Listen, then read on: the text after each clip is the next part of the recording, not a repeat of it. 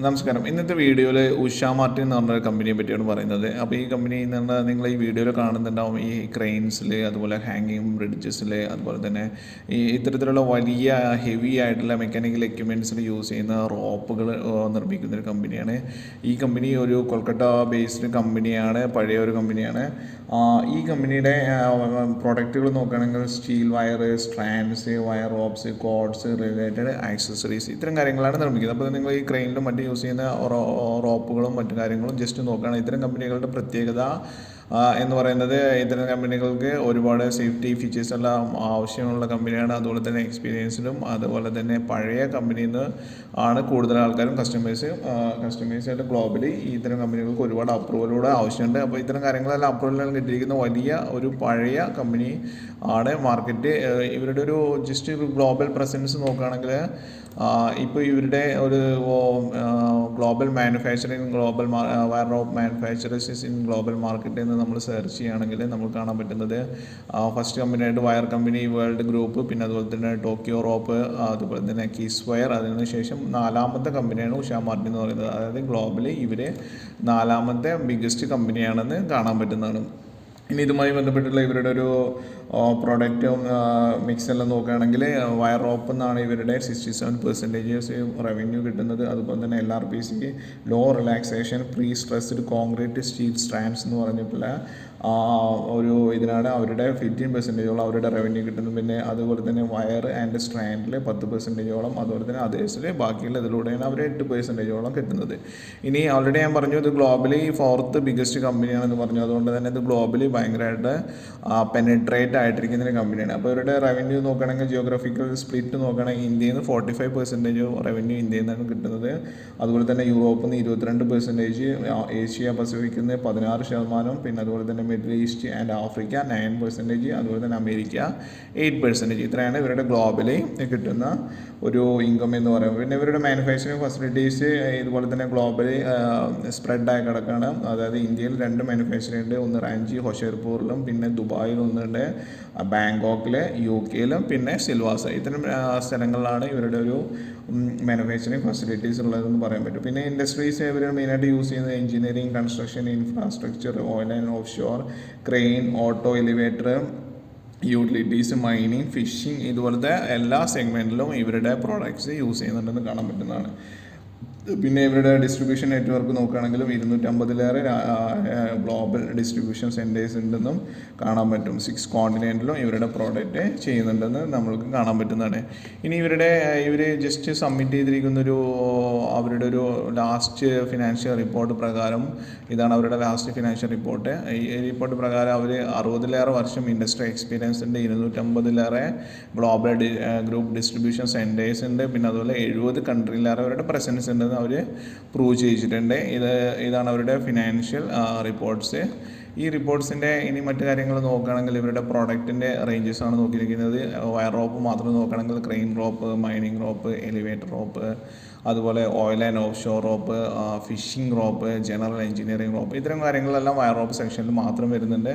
പിന്നെ അതുപോലെ തന്നെ LRPC സ്ട്രാൻഡ്സ്, അതേഴ്സ്, അതായത് unbonded polymer coated LRPC strand, ഇതെല്ലാം ഈ ഹെവി എഞ്ചിനീയറിംഗ് സെക്ഷൻസിൽ നമ്മൾക്ക് അവോയ്ഡ് ചെയ്യാൻ പറ്റാത്ത ഐറ്റംസാണ്. അതുപോലെ structural rope, bonded polymer coated LRPC strand, conveyor cord, compacted LRPC strand, ഇതെല്ലാം ഇവരുടെ ഡിഫറെൻറ്റ് പ്രോഡക്റ്റ് ആണെന്ന് കാണാൻ പറ്റും. ഇനി ഇവരുടെ ഒരു ഗ്ലോബലി പെനട്രേഷൻ നോക്കുകയാണെങ്കിൽ തന്നെ ഇന്ത്യ, തായ്ലൻഡ്, UAE, UK, പിന്നെ അതുപോലെ തന്നെ വിയറ്റ്നാം, USA, പിന്നെ Indonesia, Netherland, Australia, Singapore, Italy എന്ന് പറഞ്ഞത് ഈ ഒരു കൺട്രി സ്പെഷ്യലായിട്ട് ഓർക്കുകയാണെങ്കിൽ ഇത്ര ഹെവി എഞ്ചിനീയറിംഗ് വർക്ക് ചെയ്യുന്ന പല കമ്പനികളും ഇറ്റാലിയൻ കമ്പനികളാണെന്ന് നമുക്ക് കാണാൻ പറ്റുന്നതാണ്. പിന്നെ ഇവരുടെ പാൻ ഇന്ത്യ നെറ്റ്വർക്ക് നോക്കുകയാണെങ്കിലും ഇന്ത്യയിലും ഓൾമോസ്റ്റ് എല്ലാ സൗത്ത്, നോർത്ത്, ഈസ്റ്റ് എല്ലാ സെക്ഷനിലും അവരുടെ പ്രോഡക്റ്റ് പെനട്രേറ്റ് ആയിട്ടുള്ള അവരുടെ ഓഫീസസ് ഉണ്ടെന്ന് കാണാൻ പറ്റും. ഇനി ഇവരുടെ ഒരു ഫിനാൻഷ്യൽ റിപ്പോർട്ട്സ് നോക്കുകയാണെങ്കിൽ റവന്യൂ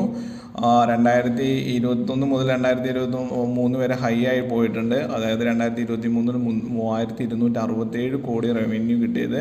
ഒരു സ്വല്പം താഴ്ന്നിട്ടുണ്ട് 2024 3225 കോടിയാണ് കിട്ടിയത്. ഈ ഒരു റവന്യൂവിൽ വരുന്നൊരു താഴ്ച തന്നെ ആയിരിക്കാം അവരുടെ ഒരു ഷെയർ പ്രൈസ് കുറഞ്ഞിട്ടുണ്ട്. ഷെയർ പ്രൈസിനെ പറ്റി നമുക്ക് ജസ്റ്റ് ഡിസ്കസ് ചെയ്യാവുന്നതാണ്. പിന്നെ അതുപോലെ EBITDA കൂടിയിട്ടുണ്ട്. അതുപോലെ പ്രോഫിറ്റ് ബിഫോർ ടാക്സസ് കൂടിയിട്ടുണ്ട്.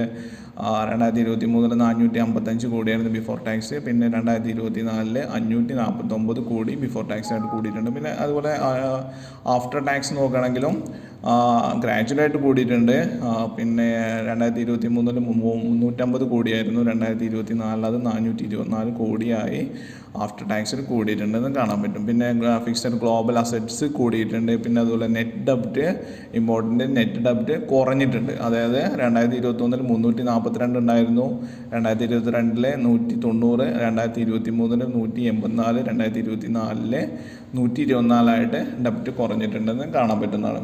പിന്നെ അതുപോലെ മറ്റു കാര്യങ്ങൾ ROCയും ഡിവിഡൻഡ് പേ ഔട്ടും എല്ലാം കൂടിയിട്ടുണ്ട്. റിട്ടേൺ ഓൺ ക്യാപിറ്റൽ എംപ്ലോയിഡ് 2023 21.2% ആയിരുന്നു.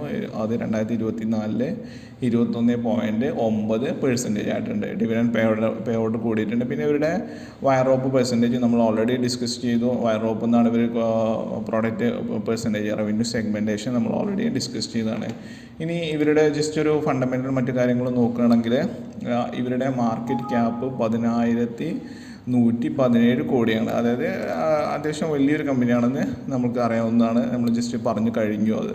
ഇനി കറണ്ട് പ്രൈസ് 332 രൂപയാണ്. ഹൈ 528 രൂപയിൽ നിന്ന് ഇപ്പോൾ താഴോട്ട് 332 രൂപ. അത് എറൗണ്ട് ഒരു 30%ഓളം ഒരു ഡിസ്കൗണ്ട് അല്ലെങ്കിൽ ഒരു ഓൾ ടൈം ഹൈയിൽ നിന്ന് താഴോട്ട് വന്നിട്ടുണ്ടെന്ന് നമുക്ക് കാണാൻ പറ്റുന്നതാണ്.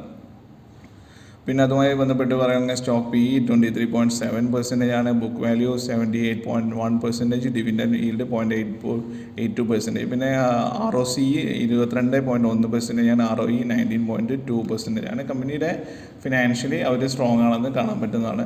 പിന്നെ അതുപോലെ തന്നെ നോക്കുകയാണെങ്കിൽ പ്രൊമോട്ടർ ഹോൾഡിംഗ് 45.1% ആണ് എന്ന് കാണാൻ പറ്റുന്നതാണ്. ബട്ട് അതിൽ അവർ ഫോറിൻ FIAയും DIAയും നമ്മൾക്ക് 14.2%, DIA 4.88% ഉണ്ട് എന്ന് കാണാൻ പറ്റുന്നതാണ്. അതുകൊണ്ട് തന്നെ പ്രൊമോട്ടർ ഹോൾഡിംഗ് ഒരു വലിയൊരു ഇതായിട്ടുള്ള സ്ട്രോങ് ഹാൻഡ്സിൻ്റെ കയ്യിൽ തന്നെയാണ് ഷെയർസ് എന്നുള്ളത് എന്ന് കാണാൻ പറ്റുന്നതാണ്. പിന്നെ അതുപോലെ തന്നെ പ്ലെഡ്ജ് പെർസെൻറ്റേജ് അവർ 0 ആണ്. അതായത് ഷെയർസും മറ്റു കാര്യങ്ങളൊന്നും വെച്ച് അവർ ലോൺ മറ്റു കാര്യങ്ങളൊന്നും എടുത്തിട്ടില്ല എന്ന് കാണാൻ പറ്റുന്നതാണ്.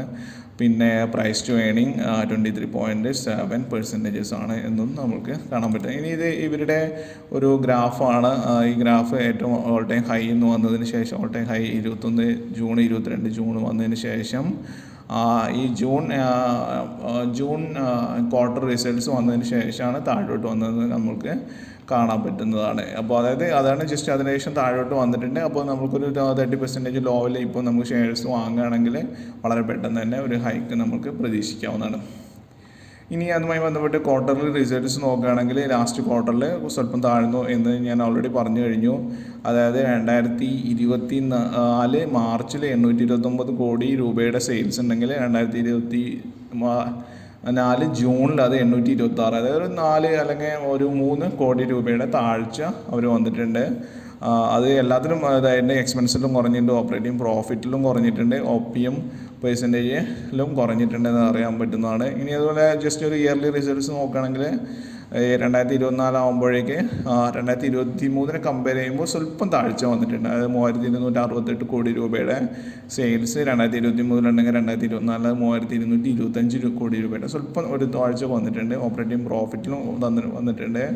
അതുപോലെ തന്നെ മറ്റ് ഇതിലെല്ലാം നെറ്റ് പ്രോഫിറ്റ് എല്ലാത്തിലും സ്വല്പം വന്നിട്ടുണ്ട്. ബട്ട് നെറ്റ് പ്രോഫിറ്റ് ഇൻക്രീസ് ആയിട്ടുണ്ടെന്ന് കാണാൻ പറ്റും. പിന്നെ ടാക്സസ് എല്ലാം അവർ കറക്റ്റായിട്ട് പേ ചെയ്തിരിക്കുന്നതായിട്ട് കാണാൻ പറ്റുന്നതാണ്. പ്രോഫിറ്റ് ബിഫോർ ടാക്സസ് എല്ലാം ഇതായിട്ട് കാണാൻ പറ്റുന്നതാണ്. ഇത്തരം കാര്യങ്ങളാണ് ഈ ഒരു കമ്പനിയെ പറ്റി പറയുകയാണെങ്കിൽ. ഈ കമ്പനിയുടെ ജസ്റ്റ് ഇൻവെസ്റ്റ് ചെയ്യുന്നതിന് മുമ്പ് ഒരു ഫിനാൻഷ്യൽ അഡ്വൈസറായിട്ട് ചോദിച്ചിട്ട് ഇൻവെസ്റ്റ് ചെയ്യുക എന്നും, പിന്നെ അതുപോലെ തന്നെ ഇതിനെ പറ്റി ഈ വീഡിയോ പറ്റിയുള്ള എന്തെങ്കിലും കമൻറ്റ്സോ മറ്റു കാര്യങ്ങളോ ഉണ്ടെങ്കിൽ കമൻറ്റ് ബോക്സിൽ ഇൻക്ലൂഡ് ചെയ്യണമെന്നും ജസ്റ്റ് റിക്വസ്റ്റ് ചെയ്യണം.